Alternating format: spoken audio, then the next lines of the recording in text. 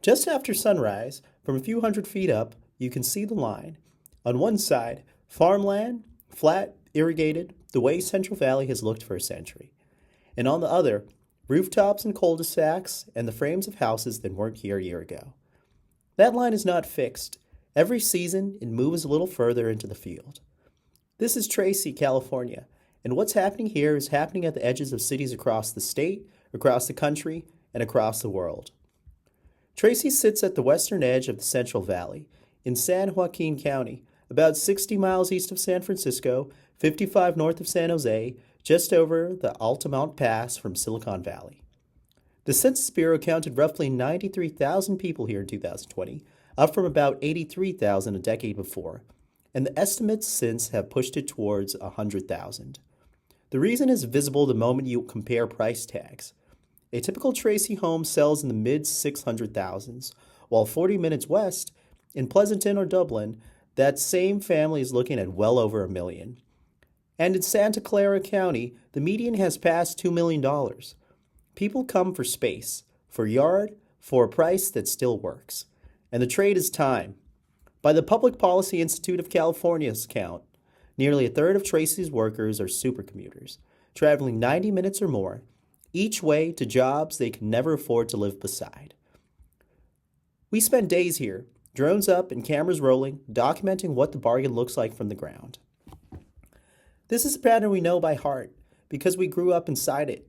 400 miles south in the Inland Empire, in Eastvale, the rows of identical rooftops you fly over today were dairy pastures a generation ago. A few miles away, in Chino, the land they call the Preserve once held the largest concentration of dairy cattle in the United States.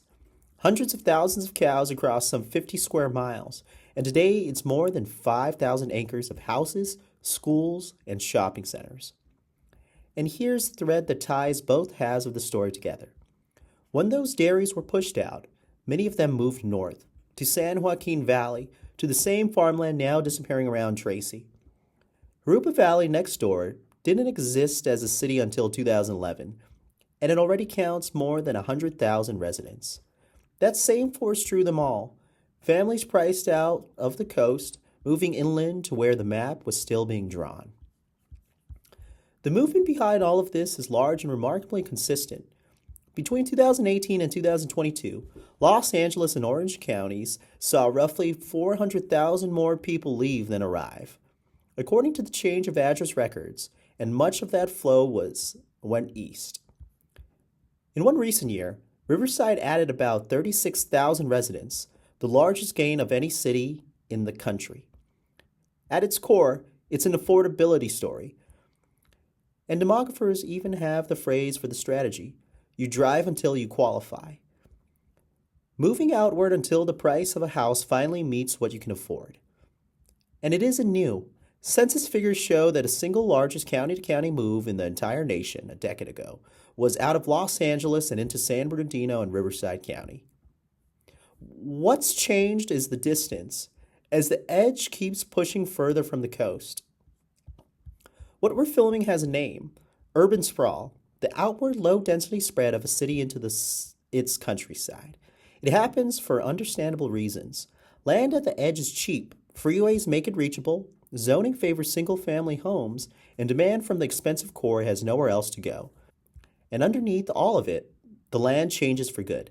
Between 1992 and 2012, the American Farmland Trust estimates the United States lost nearly 31 million acres of farmland to development, about 175 acres every hour, and 3 of the counties losing its fastest in the country sit inside the story: Riverside, San Bernardino, and Fresno in the San Joaquin Valley. The field we're standing in is quite literally a statistic in the act of disappearing. Step back, and California is just one chapter in a far larger story. Across the United States, the fastest growing communities are now exurbs.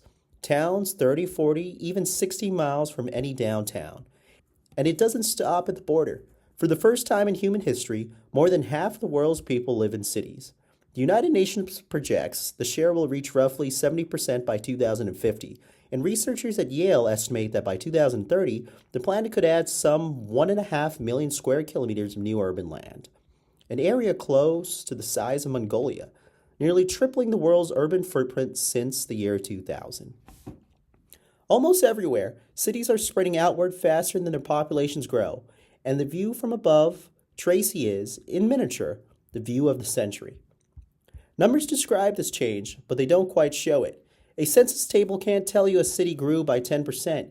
It can't show you the last barn standing in a sea of rooftops or the survey stakes in a field that will be a cul-de-sac by winter.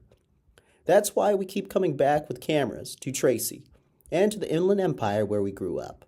Because filming a place on the ground does something a spreadsheet can't. It fixes a moment in time. The field we record this year may be unrecognizable the next, and once it's built, the way it looked before survives only in the record someone bothered to make. That's what we set out to do, to stand at the edge while it's still moving, and to keep an honest account of how these places are changing and who is changing them. By the time you watch this, the line will have moved again. Another field graded, another street named, another few thousand people who decided the edge of the map was the only place they could afford to begin.